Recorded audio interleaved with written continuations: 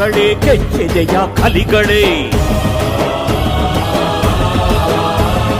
ಈ ಭೂಮಿ ಈ ಸೀಮೆ ಎಂದೆಂದು ನಮ್ಮದೇ.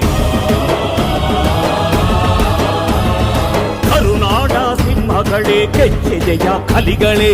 ಈ ಭೂಮಿ ಈ ಸೀಮೆ ಎಂದೆಂದು ನಮ್ಮದೇ.